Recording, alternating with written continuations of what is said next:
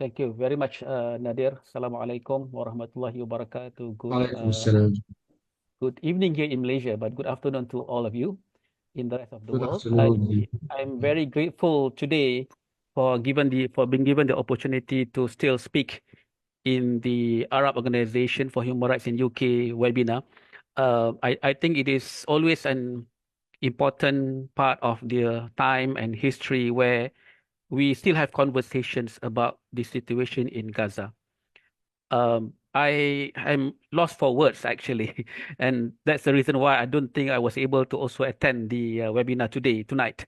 But in the interest of all, and I think in the interest of the Palestinians themselves, I indulge myself to also still attend and give certain explanations or words that I would be able to address, especially to the European community and the Western countries. So I will not repeat any of those that you have mentioned already, but obviously there are things which we need to state. For example, that the situation is very harrowing. We know about the situation that now we are now almost 600 days after October 7th, and there are more than 16,000 children dead, and they are quite defenseless.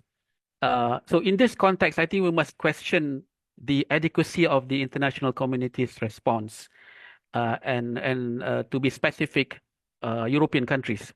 Is it sufficient for some European countries to merely threaten sanctions against the Israeli occupation? I think that's notwithstanding that it's long overdue. It's very long overdue, but is it enough? And is it that you will see that is it true that the European complicity in this war is quite evident? Because from 2014 to 2022, the European Union granted export licenses to Israel with approximately 6.3 billion pounds. And this is in terms of supplying arms that have contributed to the devastation of Gaza. And Germany in particular accounted for about 30% of Israeli arms imports between 2019 and 2023 alone.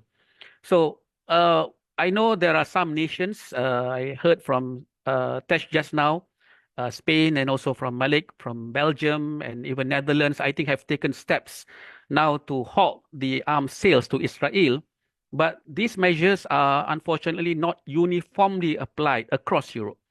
And I believe that is what was mentioned by Tesh just now, that we need to now mobilize and give enough pressure among the parliamentarians, among the litigators now to come forward and enact laws that would be able to ensure that there would be a stop to the arms deals, to the embargo and so on.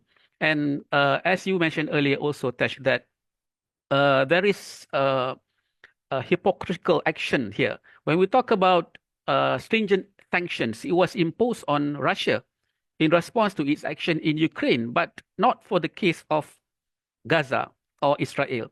There's no trade restrictions, there's no financial penalties, and so on. And I think these are things that we can work on still.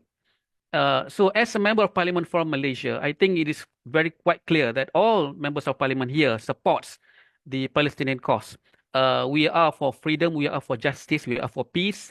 And I would like to urge the international community and, of course, the European and Western countries to step up and take decisive and serious action to first, immediate cessation of hostilities, where we should demand an immediate end to the Israeli military offensive.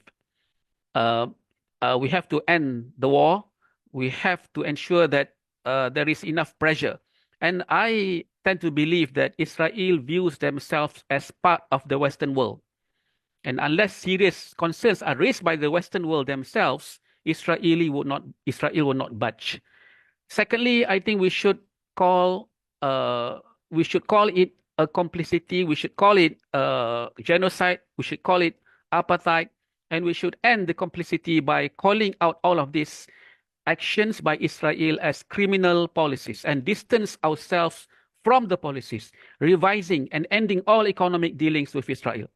Number three, you mentioned earlier about unimpeded humanitarian access. We must ensure the delivery of essential aid to Gaza without obstruction. I think this has mentioned by many European or Western countries.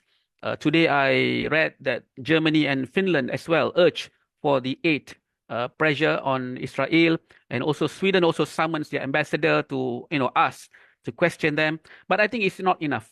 We must ensure that there is a strong pressure that such humanitarian aid must pass through, and they cannot be blaming it on Hamas just because they're saying that Hamas is blocking the aid. This is ridiculous.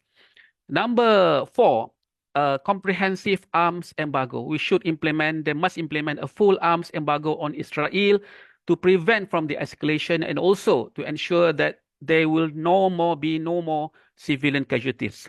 Number five, accountability for violations. Investigate and hold accountable those responsible for violations of international law, including potential war crimes, which is an essential part of democracy. Western world do hold on to this international law. I understand, yes, we are saying that America also holds on to this international law. Israel also must hold on to this international law, but they are violating everything that has been already ordained under the international law. But again, I think pressure now from the Western countries is something permanent or something very pertinent. Number six, equitable application of international law. Apply international legal standards uniformly without bias or double standards. Number seven, we need to mobilize the legislators across Europe. I do believe that when we are member of parliament, Tash as well as Malik, we are member of parliament, we are the voice of the people.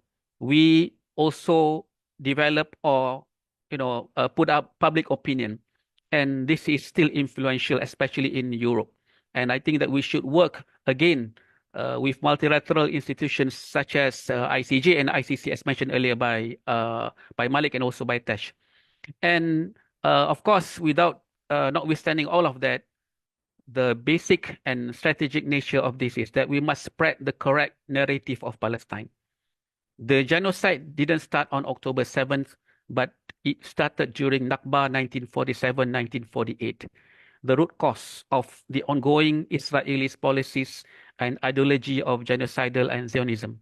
And lastly, I would also like to suggest that the Western countries now push hard for the recognition of Palestine as an independent state. And I hope that this is something not rhetoric. I know a lot of people will be saying that we have mentioned this several times before, but we will not stop mentioning it for the sake of the Palestinians and for the sake of humanitarian peace and justice in the world. So thank you very much.